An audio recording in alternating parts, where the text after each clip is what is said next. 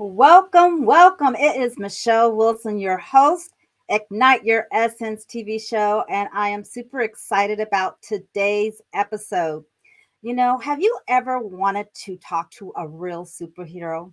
Well, guess what? Today we are going to be talking to Ciera Foster, who is going to be talking about graceful thinking, and she is a true superhero on and off the camera.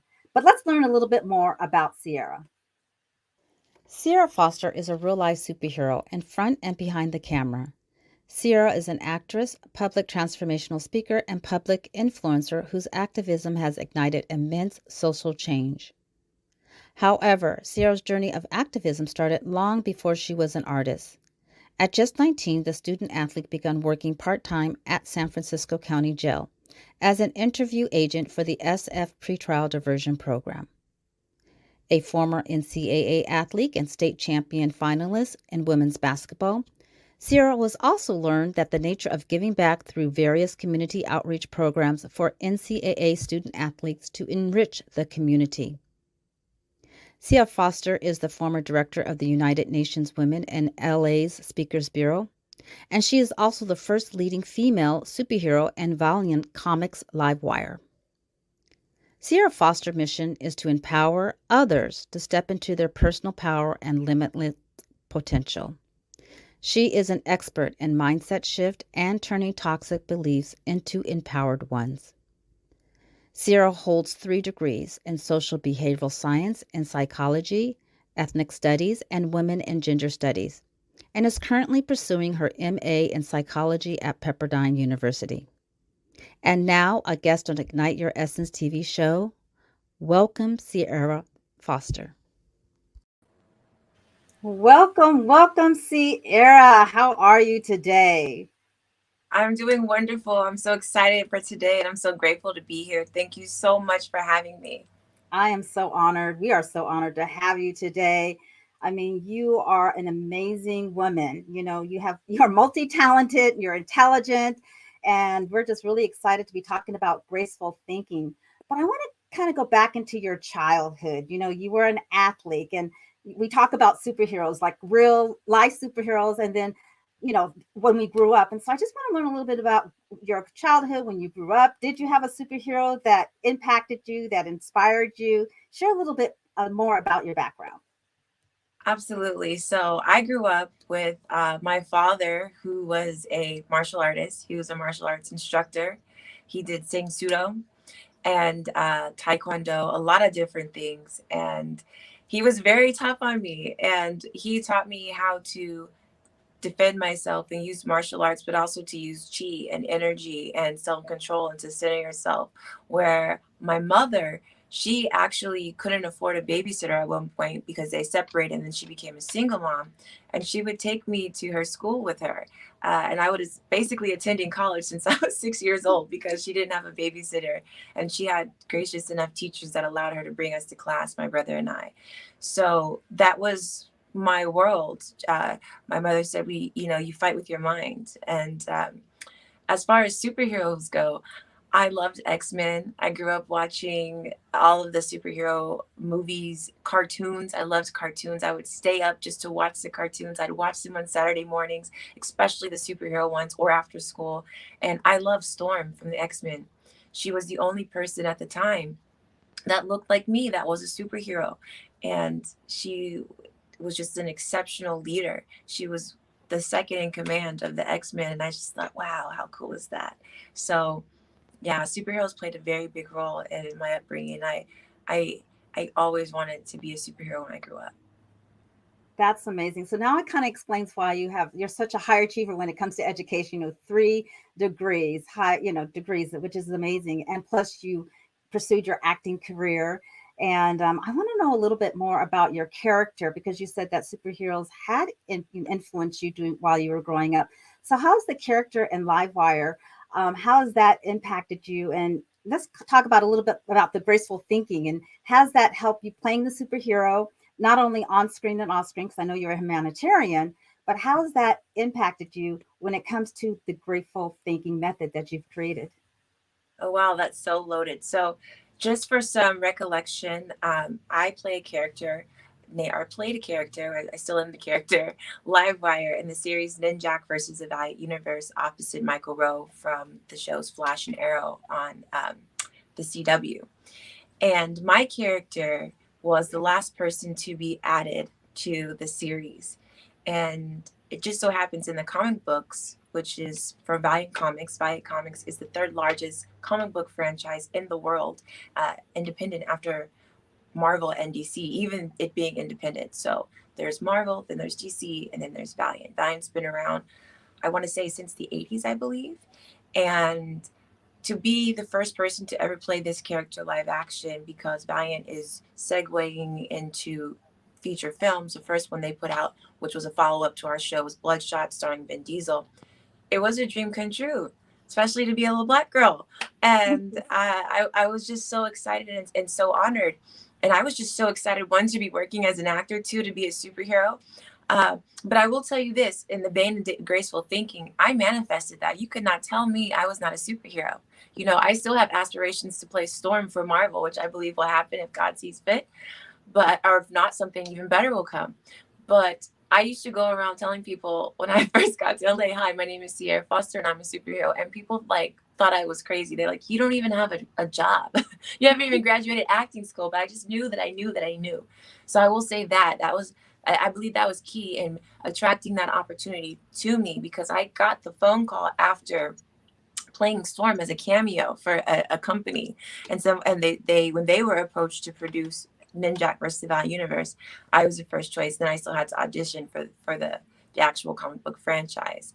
In regards to how it changed me and it correlated with my humanitarian work, I realized quite quickly when we went on our press tour and then we went to New York Comic Con at the time, and I will remind people, this was in, I want to say 2017-ish. I want to say 2017. So there was no Black Panther. So we had basically Halle Berry as Storm years ago, and pretty much nothing else. And then she played Catwoman, and then nothing else. And even and I love Halle Berry, but at the time she was even noted as saying in articles that she felt she had been reduced to playing a superhero because there was no good paying jobs for women of color at that time. So, you know, that's her perspective. And had she still not continued to push those doors open, who knows if there'd be a live wire. But I say that to say, I realized going into a new paradigm as a millennial that at that time frame, again, this was right before the Me Too movement, being a woman and being a woman of color, and there not being any Black superheroes at that time, let alone women. Even though I was on this series that people could watch online, we got over, well, I think we're at almost 30 million views now. It was a big responsibility. I'll say that. It was and it was not lost on me. I did a lot of press. It came to me, but I also put my story out there so I could make sure that I was standing strong in the narrative. Like, yes, I am one of the first leading female superheroes of color. And this is what it means to me. And this is the example I'm going to be, because I realized it was so important for people to see themselves. One of my degrees is in ethnic studies. Representation is so important. If it hadn't been for Storm, I probably, Storm, X-Men, I probably would not have been Livewire. I wouldn't have thought I had that in me. I wouldn't have thought I had the capacity. And I wanted to spread that dream literally globally. And so I knew something was different when I got contacted by a company from Nigeria called Buzz in Motion to be the face of Lagos Comic-Con in Nigeria. And I was like, okay, this is major. And so at that point, I stood on the narrative strong, and I held it very dear to my heart. And I actually was able to take my message to Comic-Cons around the world, not just to meet fans and promote myself, but to show people, women and boys and girls of color, and just children in general, that you really can do something. And sometimes, you know, you don't have to follow a path, but you can always leave a trail. So it was not lost on me. It has been one of the joys of my life. And I'm so grateful for that opportunity, and I always will be. Wow, Ciera, what a phenomenal story. And role models are so important, especially strong and smart and beautiful role models. And I know that you've done some humanitarian work and, you know, being the first leading superhero, female superhero of color. Tell me, was your road to success, was it smooth or were you faced with challenges? And if so, how did you handle those challenges through this journey? Oh my goodness, absolutely not. It was not smooth. I think that's the misconception, right? We always see someone and we see the purchase, but we don't see the receipts. Absolutely not. I was an athlete most of my life, and my mom did the best she could, but she really struggled. I moved around 22 times before I was 18 that I can count of. And she always kept a job. She kept us in a good school because education was very important. But she wanted to get us in make sure she maintained a safe environment for us, and a nice home. But unfortunately, she couldn't afford them. So we'd always get evicted, or we'd get put out, or we'd have to move. And I oftentimes would be living with relatives, even sleeping on the floor. I mean, but at the same time, you would never know that because she was always pouring into us and always supporting me as a basketball player. I played basketball from the age of 11 to 22, and I earned a scholarship. I actually left the theater, which I discovered in the summer going into middle school. And I got to play Queen Titania in Midsummer's Night's Dream, my favorite Shakespeare play.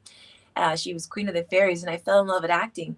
But I set it down because I was recruited to play basketball because I knew I had to be the first person in my family to ever go to college. And then there's other really tragic social injustice things that happened to myself and my brother and my family. And I mean, it was a very, I don't want to say tumultuous, but certainly the definition of challenging and trying. And yes, actually, in fact, it was a quite tumultuous childhood.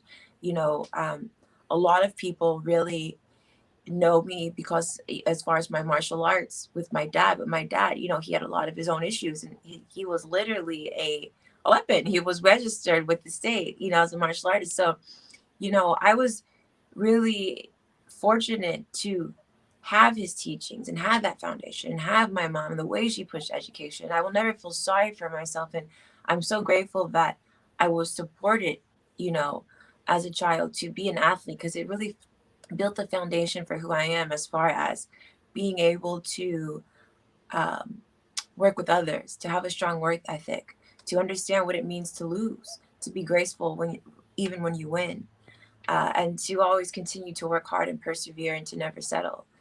But for me, I've been homeless in my adult life. So, I'm grateful for it all though, but it certainly was not easy. Wow. So we're talking about graceful thinking, but it sounds like in your growing up, you said your father was a registered weapon, right? And then you said you were an athlete. And being an athlete, that's kind of that strong mindset. So how did you move from being, on the side of the strong, courageous to graceful thinking? Can you share a little bit more about your graceful thinking method and how it's Yes, serving you and serving others? thank you. So to answer that, I have to zoom out, then I'll come back in. I am Absolutely. known for doing a lot of humanitarian work, for helping people on death row. I helped someone who's now my friend, Julius Jones in Oklahoma. We stopped his execution. Thank you to everyone that signed the petition. You know, I'm known for doing all of these things, leading a series over 30 protests, and demonstrations in peace, bringing people together of all creeds, religions, and ethnicities together in the wake of George Floyd for social justice and community and partnership and unity and hope. And I think that people don't understand when you're a leader. First of all, I was just doing those things because somebody had to do it, and it's the right thing to do. That's number one. It's not because I'm an actor. It's not because, my background in martial arts, or because it's not because of any of that. I truly believe, if not now, then when? If not us, then who? So sometimes you just have to be the change. And I also believe what Dr. Martin Luther King said, evil only prevails when good people sit and do nothing. So all I say that to say, yes, I do have this fire in me when it comes to, it's the empath in me, which I'm very proud to be one, to protecting people and standing up for the voices. That is our job, our duty, and our privilege, I believe, to do so. no matter if it's local or if it's on the other side of the world, because we're all one. But it can be very, very challenging. And the last couple of years, leading so many protests and partnering with so many organizations and celebrities, and then, but one thing I pride myself on is being with the families of gun violence, being out on the streets and actually organizing, because my background is also being an organizer. It can be very draining, and you're taking on a lot of energy. And then I used to want to be famous, but as I started to be even more of an advocate, which I've always been, but I started to get more recognition of it because of my acting, it was very overwhelming for me at some times. And I'll be quite honest, it was very trendy to be a part of Black Lives Matter for a lot of folks until it wasn't, but I was still out there. So dealing with the remnants of that in Hollywood and doing it so publicly with so many followers all around the world, I had to go inside and really just give myself grace and compassion. I was running on strength and just and fearlessness, and that's okay for a while, but it's not sustainable. But when you give yourself grace, it's a game changer. It's a game changer. And my 3 pillars of grace are self-love. You got to love yourself. And we hear that, but you got to really love yourself. That's where the healing comes from. When you love yourself, you'll get up and do things you don't want to do, so you can have things you've never had. And when you fall short, you still love yourself for giving it your best. Like the 4 Agreements says, you did your very best. It's all you could do is do your best. That's the 4th agreement in the 4 Agreements. Check it out. It's a great book. Always do your best. The second pillar is, first we have self-love. Then you have to do self-compassion. You have to give self-compassion, because that is embedded in the definition of grace. You cannot give compassion. You cannot be compassionate unless you're first compassionate to yourself. And then the third pillar is self-care. It's not enough to do self-love. It's, your body is a tool. Your brain, your mind is a tool. You have to continue to pour into yourself every day, not just sometimes, every day. You have to take care of yourself. You pour from your overflow. One thing I learned doing so many protests is that you cannot give that which you don't have. And if you want peace, you must become it. And then the very last, I actually added 4 pillars. The very last, we have self-love, self-compassion, self-care. The 4th one is service. When you give service, it puts you in the frequency of gratitude. And then you know what happens? You attract more things to be grateful for. That's what you do. You have to serve. We're here to do 3 things. To learn. That's why you go through struggles. To grow.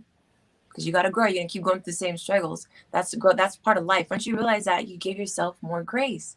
So we're here to learn, to grow. Then we're here to serve, to give back to others. That's why no matter what I go through, no matter how tired I am, how challenging it is, I'm not just on Instagram for likes. I'm not here to be Miss Popularity. I'm here to be Miss Productive, Miss Purpose. You got to attach yourself, whatever your passion is, you got to get into that passion and you got to attach it to something bigger than you. And so that, in a nutshell, is graceful thinking. Wow, that is so powerful. And I know through your journey, you talked about, self-love, and you've had some challenges. And I kind of want to dig a little deeper, because I know that you are an empath. And we kind of talked about that, how that has impacted you, and then how that impacted you in a way that, like, even on social media, like you were getting a lot of notoriety and you're talking about trending, but then you had to go inside yourself because you were being depleted, because you're always giving so much. So can you speak or talk about that a little bit more, about just being an empath, what that means? And then how have you, because you have this loving heart that you always want to serve, how do you protect your energy and your vibration when you're out there, and we're talking about advocacy, right? And I like to kind of go a little deeper with that, but can you just share about your experience with being empathetic and, serving others, and also learning how to serve yourself at the same time? Absolutely. So I'll do the first part of the question. I'll talk about being an empath. That word gets thrown around a lot, but any empath will tell you, if we were all empaths, we wouldn't have the world we live in.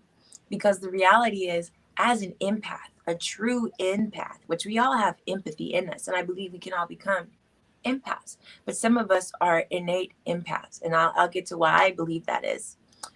An empath cannot sit in the face of injustice and look away. An empath cannot see violence. Now, I make action films. I love martial arts, but I don't like violence. I don't like blood. I don't like seeing people suffer. An empath cannot, they're the person that will push somebody out of the way of the oncoming train, without thinking. Because empaths, we feel on another level. I won't get into the whole psychology of it, but there's different types of empathy. There's cognitive empathy, right? Psychology tells us, I understand how you feel. I can comprehend, right? But then there's emotional empathy, where I can feel how you feel. And when I hold these families who have been victims of gun violence, I can't quit. I can't stop, because I feel that pain that they're feeling. And I want to be very clear. I cannot completely identify at all with what they're truly going through. But I feel the pain in a way that it's like sharp pains. It's when you see an injustice but you know that we are all one, and it shouldn't be.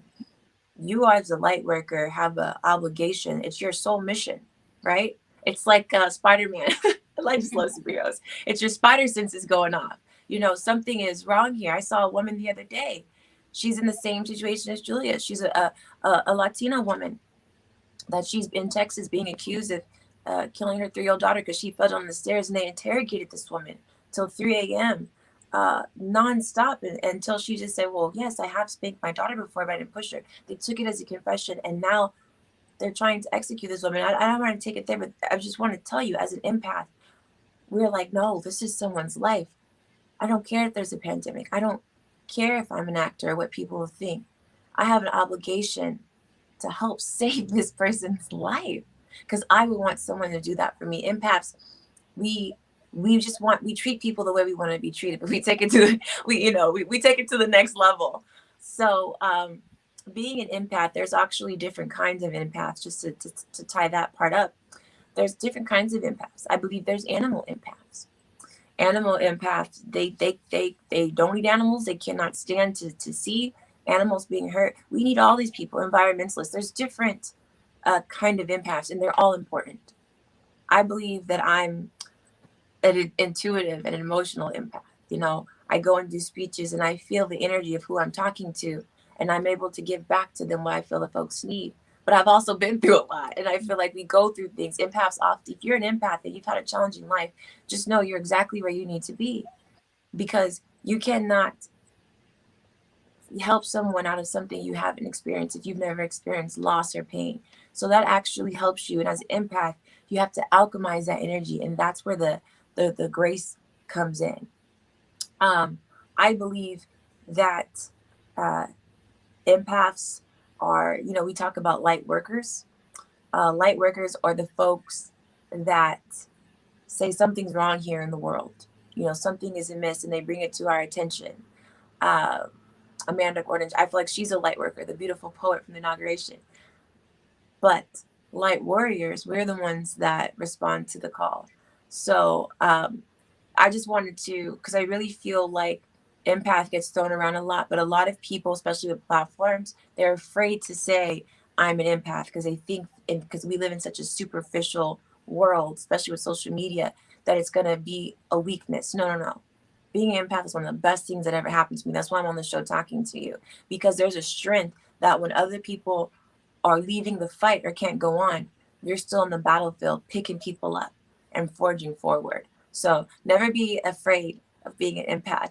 And I'm so sorry, Michelle, what was the second part of your question? Well, really, as being an empath, I know that you've had some experiences being an empath, and you were sharing with me actually a social media experience that you had, because you and I was, going a little deeper about your story. And it's so true. It's your test becomes your testimony. So you can't really lead somewhere where you haven't been. So I just wanted you to share that story, because I was so amazed by it when you shared it with me. So if we could just go a little bit deeper about which that. story, the one about me having anxiety? Yes. Oh, okay. So after I helped save Julius Jones's life, which we still need to bring him home, click the link in my bio.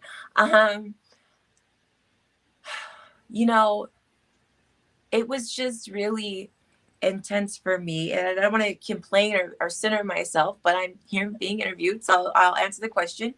I got a lot of people who at first did not want to help, someone on death row, or they didn't want to get involved with the death penalty. And then slowly, Kim Kardashian came on board, Steph Curry, James Gordon, Amy Schumer, like a lot of just amazing people to me, Nicole Schwarzenegger, a lot of amazing people too many to name.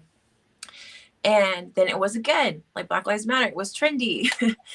And then for a while, it was like, okay, why are you still talking about this? And then after that, we collected we had a record-breaking number of signatures ever on change.org, almost 8 million. And then ultimately, with 2 hours to go, we were able to stop his execution. And although we are still, and it was just so up and down. And then now we still have to fight because we're trying to get him out of prison for life, which makes no sense to stop someone's execution based on innocence, but then try to keep them in prison. So it's just so nuanced and it's so emotional.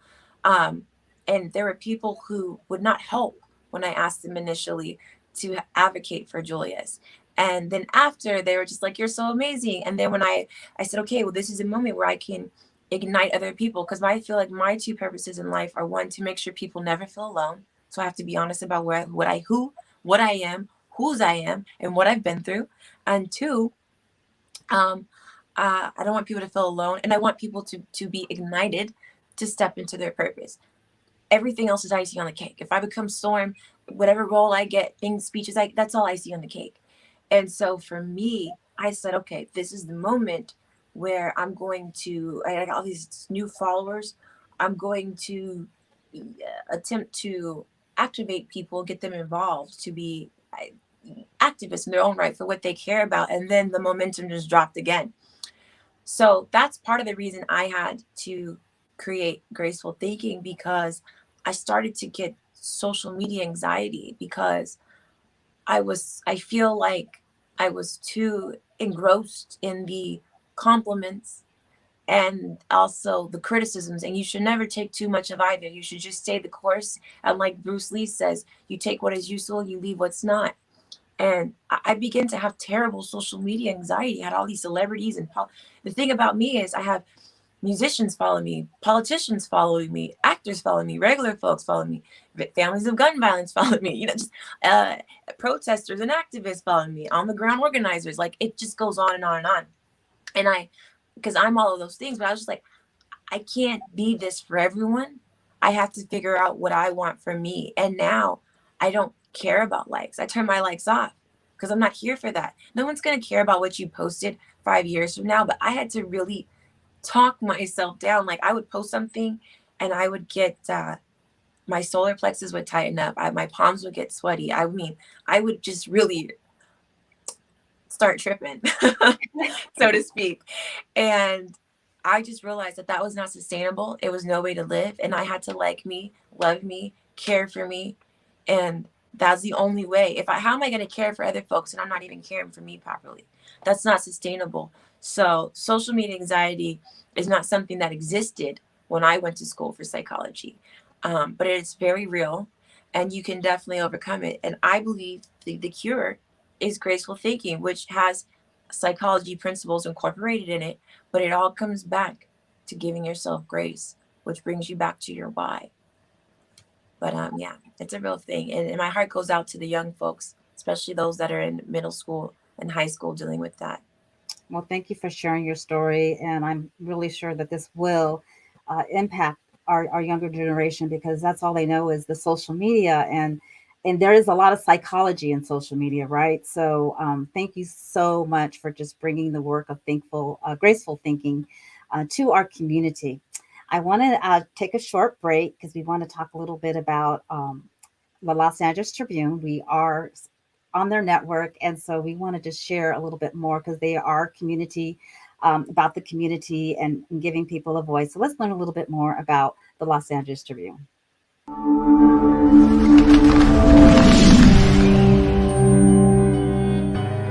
Welcome to the Los Angeles Tribune page. Here you will find original news programming, exclusive digital events, and shows that are directly from the community. At the Los Angeles Tribune, we believe in giving a voice to the voiceless.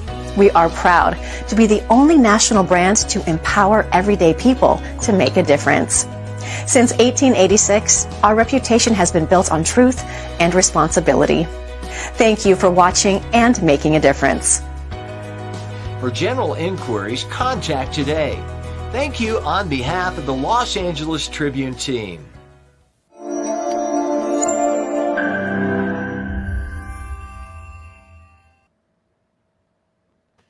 And we're back. We are back with Ciera Foster, who I say is a superhero because she is really there for the community. And she has been just sharing with us, what it is all about being graceful and in your thinking. And I want to talk a little bit more about, we had a conversation about being an activist as opposed to being an advocate. And in your graceful thinking, I know you have those pillars, the 4 pillars, self-love, self-compassion. And there was the third one was, can you remind me again? Self-care. Self-care. But then you said service, being of service. When we talk about like kind of self-love, self-care, it almost feels like it could be ego, it's all about me, but it really isn't about me. It's about us. You have to take care of yourself. So let's speak a little bit more about that. I want to talk about, the being an activist as opposed as being an advocate for people. And then just looping it back into graceful thinking, that, we do need to have self-love, self-compassion, and also be of service, that we can do both. Mm-hmm. Thank you for that. So I had the epiphany very recently that, I'm known for being an activist, and I'm very proud of that. I'm very, very proud of that. A lot of people don't know. I've been an activist all my life. I tell folks, I'm not an actor that became an activist. I'm an activist that became an actor. But, whatever narrative people want to put, I'm okay with it. But when I was in college, I was hired as a paid intern for the CTA, California Teachers Association, and SQE, Students for Quality Education. And we were championing for teachers' tenure, teacher advocacy, things that they couldn't do because they worked for the school board. So it had been a conflict of interest.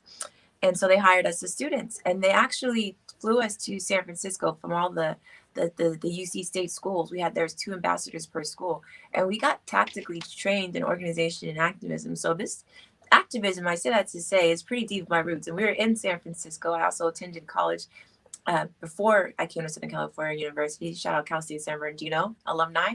At City College in San Francisco. So I came from, Haight Ashbury, and there were people that were really in the activism movements in the 60s and 70s. And those folks, those teachers are the one that trained us. So I say that to say I'm very proud of being an activist. However, in the wake of my anxiety and also depression, in between a lot of the things I did advocating for other folks, I realized I had to because graceful thinking really makes you reflect on yourself. So you can then start to think gracefully. You have to really see, why do I do the things I do? Why do I think the things I think? Because we are not our thoughts. So I had to ask myself, why are you so frustrated? I would think, I'm just trying to help people, and I'm doing all this, I'm doing all that, and people don't want to get involved, and people don't want to get on board. And Julius is still in prison after the whole world came together, and it's just so upsetting to me. And Black people are still getting killed. I replaced Sharon Stone for Water Underground as ambassador for clean water 7 years ago. And those countries, people still don't have water. It was just so frustrating to me. And then I realized I have a organizer I know, and his organization is called Active Advocate. And I realized the activism is the active part of my advocacy.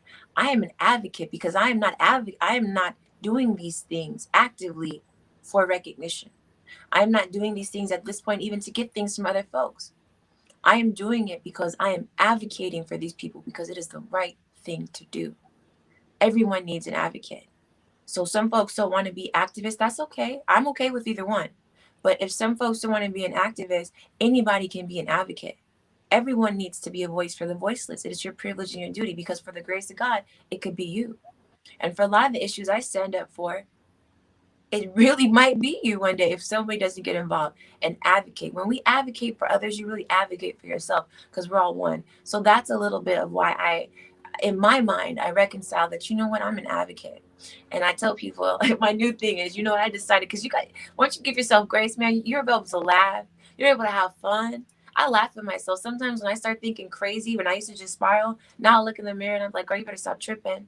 You better stop tripping. And I tell myself, you know what, I'm not a dope dealer. I'm a hope dealer. I deal hope.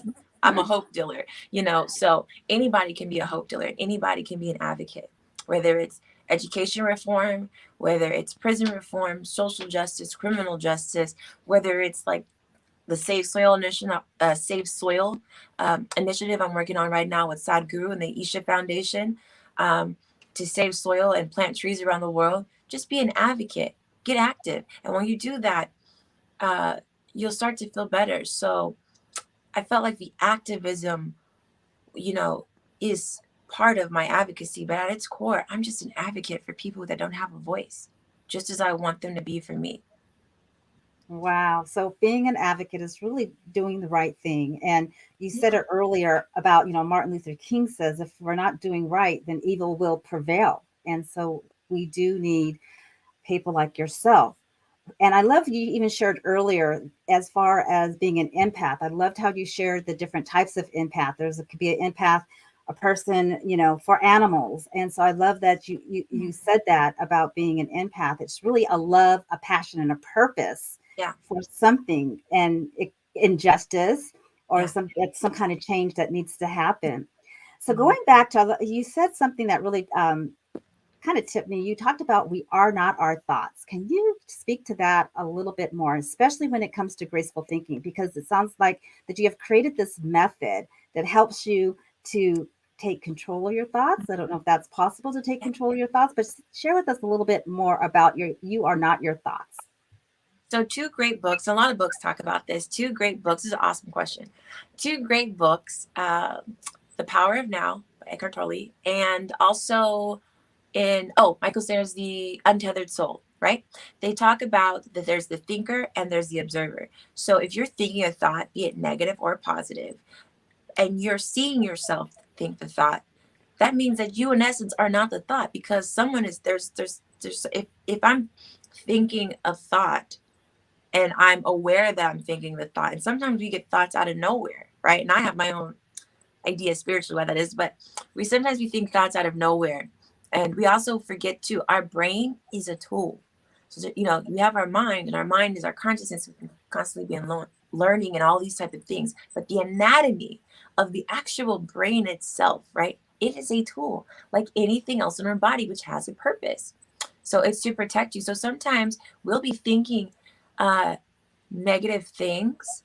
And I know for me, I used to be dictated by every negative thought because I just didn't grow up, especially in my community, with, the ability and the foresight and the knowledge that I don't have to be dictated by my emotions, and that it's okay to have a thought, but I don't have to become the thought. I don't have to inhabit the thought, because you're going to think, we think thousands of thoughts every single day, let alone every hour, every minute, every second, all of these things. So if you are going to set yourself up for a whole lot of hurting and unnecessary suffering, if you allow those thoughts to dictate to you. So one thing that I did, for example, with graceful thinking is, I remember I used to live in Rome. This is a whole nother story. I've lived a lot of lives. I lived in Rome, and I almost got married. It was like a fairy tale movie. I went for a film festival, and I ended up getting an agent there. I ended up shooting a Bollywood film with a huge Bollywood star. I mean, I was like, what is this life? And then I met my ex-boyfriend, who's so amazing. He was a major in the military. I think before he hadn't been promoted to a major yet. He was really young. And so slowly I started to get rid of my life and my dreams And I almost became like a housewife in Europe. A housewife. I mean, I learned Italian, and I remember being so depressed, and I remember a lot of work like slipping away from me. And this was after I played Livewire. So I'd been on Comic-Con tours around the world, which I did myself, all of these things. And now I'm just out home in the balcony chilling, waiting for my not even husband. Come on now. That's a whole other conversation, ladies. But my ex-boyfriend to come home. And I was just so depressed. And I was like, what if I never act again? Excuse me. So what if I never act again? Or what if I'm not important? Or what if I don't fulfill my purpose? And I had to just stop. I just stopped. And then after I moved back and we parted ways and broke up, it was another depression. And what I did was, a lot of times people will say, well, just be positive, think positive, or just be happy. Well, if I'm depressed, and I used to experience what's called looping thoughts, the same thing over and over and over and over again. I can give you a tool for that too. But I said, okay, I'm going to do this. This is what I teach ladies when I go speak for the LAPD for ladies that have suffered sexual assault and domestic violence. Opposite thought theory, right? So what if things go wrong? What if things go wrong? What if things go right? What if I never meet someone again? What if I meet the most amazing person? What if I can't find a job? What if I start a business? What if everybody wants to hire me? You know, and you don't even have, the more you start doing it, the more you start believing it, because why not? And what happens is you get into the frequency of the thing, you start attracting it to you, and that's how you get out of that funk. But you also start from a psychological perspective. You start building new neurological pathways. And that ex-boyfriend you keep thinking about, those people who are talking about you, did you wrong, those friends that betrayed you, those bills that are due, whatever it is, you start to think of it less and less. Somebody told me when I was in the midst of my depression, they said, you kind of just want to shorten the frequency of the thoughts. Don't try to stop them, but stop the length. And I said, that makes a lot of sense. So that way, you know, because the thinker and the observer, if you read those books, you know, the thoughts are going to come anyway. That's what the brain does. But you don't have to give into it. So I said, well, if I could just get myself, what's the quickest way I can get myself out of the frequency of that thought? Not stop it, but just shorten it. So I've actually alchemized it. Hello, somebody, the alchemist. And I just take it to the opposite. What if I never speak again? Okay, as a speaker, what if people start coming to me with speaking opportunities? You know, and these are next level because I have a joy with it now. But, you know, you literally, when you're going through a depression, I'm very serious about this. What I did was, when something negative came, instead of trying to be positive and force myself to feel something I didn't feel, I just focused on what's the direct opposite of this thought.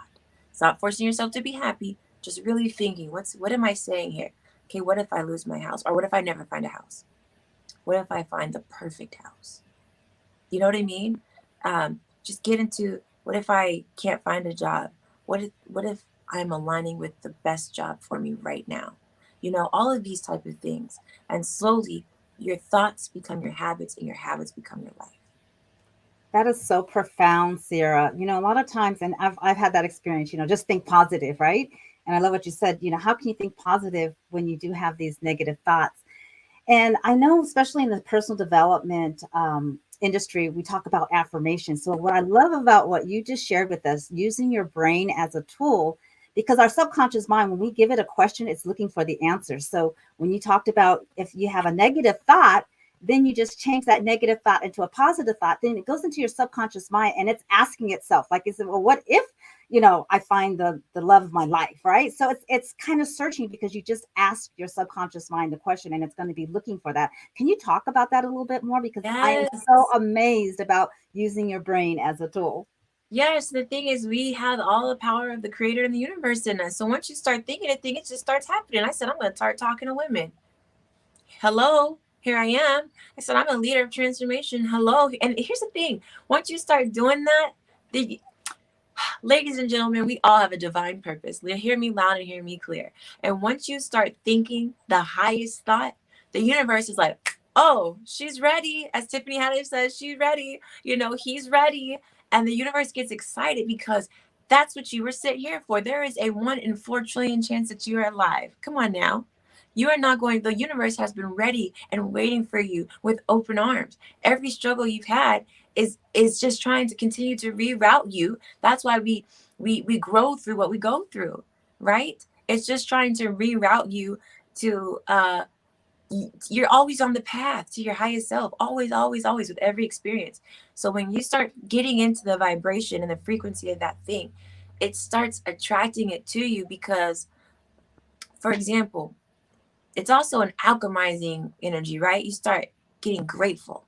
Start getting grateful. You start feeling good. The opposite thought, you start feeling like it already happened. And so the universe, your mind, and everything around it says, prime example, I kept telling people, I'm a superhero. People thought I was crazy. You could not tell me I was not a superhero. I know we hear manifest and speak it to existence, but I'm giving y'all the playbook and the psychology behind it and how to execute that. Because I had a real big challenge with just saying, okay, I don't know how to do that. And I had to go through a lot of stuff to figure this out. So now I don't want anybody to have to go through what I went through to figure it out. I said, I'm a superhero. All the universe aligns, and I wasn't even trying. I would have just been happy being a little sidekick. Said, no, we're going to make you the leader, the female Black leader. My character has dreads of the valiant universe. Come on now. I dare you to start thinking the highest thought. Follow me on social media, honey. I'm excited. Start thinking the highest thought. Let me know how it goes. And I'm excited. I'm excited. You know, as you said, our thoughts become things, especially when it's in the right vibration. But also, thoughts become things, but it's about action too. Because share your story, because you said even though you had this, I am a superhero, it came to you, but you still had to work at it. And you were sharing that, like in Hollywood, how you had to create your own opportunities, especially when you were doing tours and so forth. So can you share with us a little bit more about that, your experience of, yes, you are a superhero, but then you had to take action, right? Yes. If you folks listening don't take anything else, and hopefully you're maybe writing stuff down even, just know that you cannot be the victim and the leader of your life at the same time.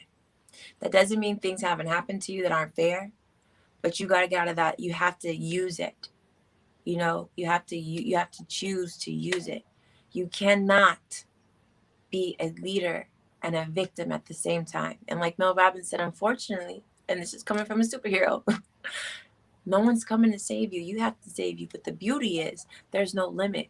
I do believe in God. I believe in a higher source. You have that power in you. And a lot of people, when I grew up, people would feel uncomfortable saying like, you know, I'm God, you know, even me, I'd be like, no, hold on now, you know, but you have that power in you. You think by mistake, it's a 1 in 4 trillion chance that you're alive right now in this moment in time. People say, oh, it's the worst time to be alive, pandemic. No, it's not.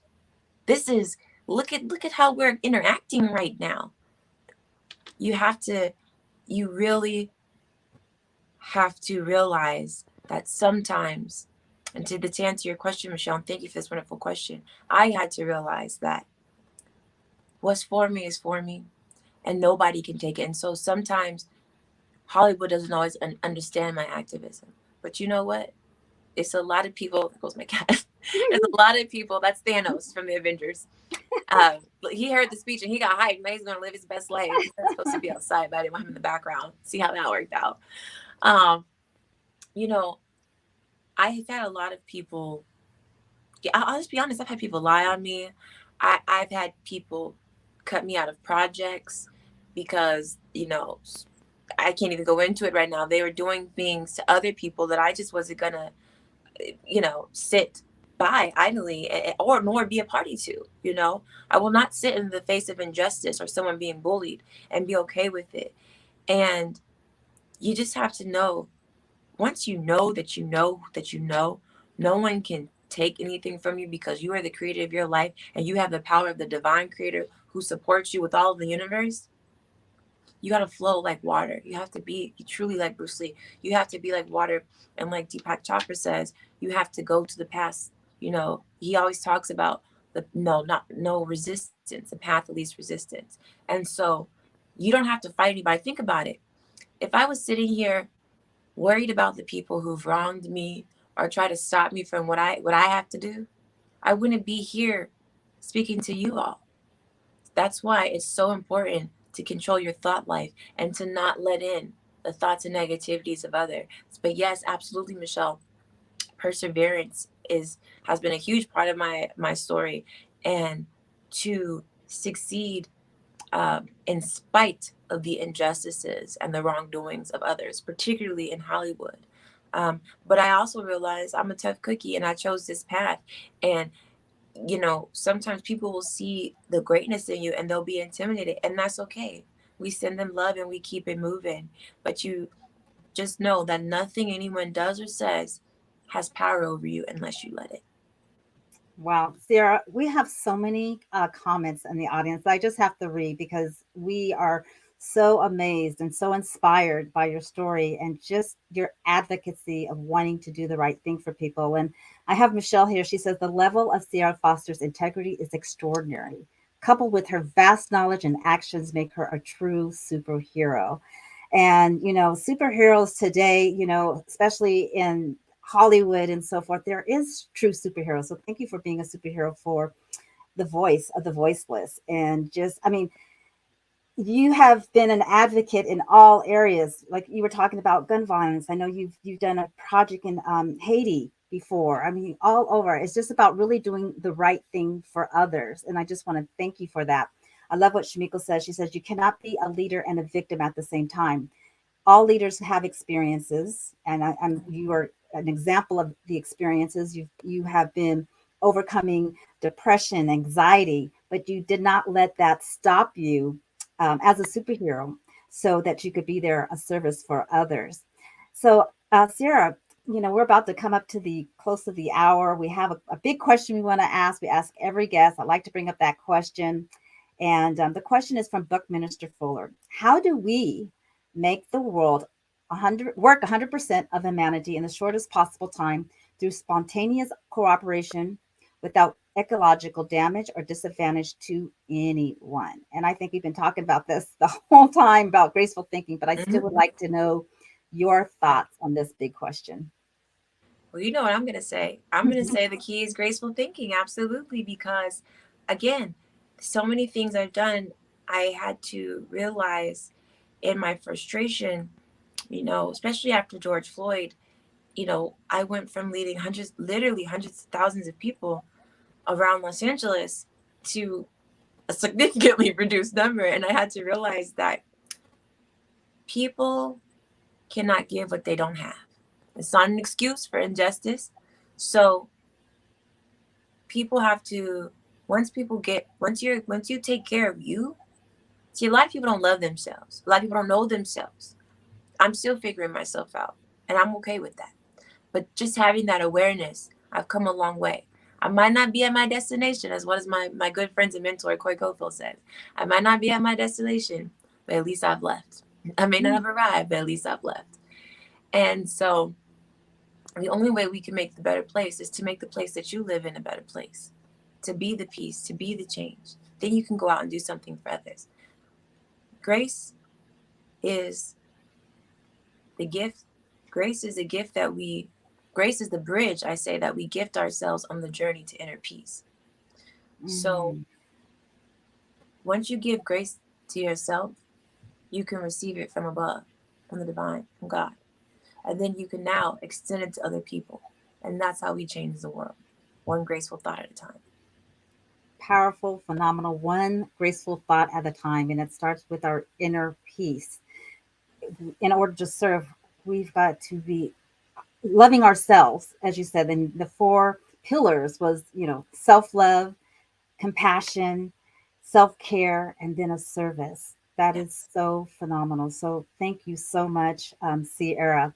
And I just like to ask you I want a closing thought, but what are you up to right now? I mean, you're so accomplished. You're so amazing.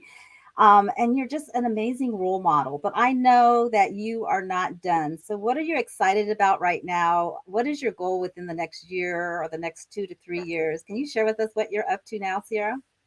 So I have always had this apprehension about saying things in the public, but I read Think and Go Rich recently, and it's important to make a public commitment, right? Because then you're obligated to fulfill it if you do it in front of people. So the Graceful Thinking book is coming soon. But before that, I'm going to be putting an ebook out that's going to be, all my products are going to be affordable. And I'm not trying to sell anybody anything. This is going to be able to help me continue to advocate for people. But most of all, I want people to get the support they need. And if somebody grew up not having a lot of money, yeah, it'll be very affordable. But I'm going to put out, and I'm going to put out some free things too, because I know what it's like to be trapped in your own mind. I know what it's like to be suffering unnecessarily, but to be living in an altered reality that's very real. Our perception of things is very real. Our perception creates the reality. And I want to give people a healthy reality, you know? So I'm going to be giving away a lot of free stuff. I'm going to be doing seminars, webinars, but I feel like I sound like I'm like, who am I right now? I sound like all these other people, but above all, you can please follow me on social media. I'm going to be uplifting people every day, building this graceful community out, and showing you how you can get involved with different initiatives, whether it's, I do so many things that I realize I can be a hub to get people involved with whatever charity, cause, organization that they want to be involved with. And that's how you feel better in a world that seems chaotic post-pandemic, right? Where people are at war, So whether you want to join me and Sadhguru and the Isha Foundation help plant trees or just spread awareness, or you want to get into child education reforms, I'm also a teacher, whatever you want to do.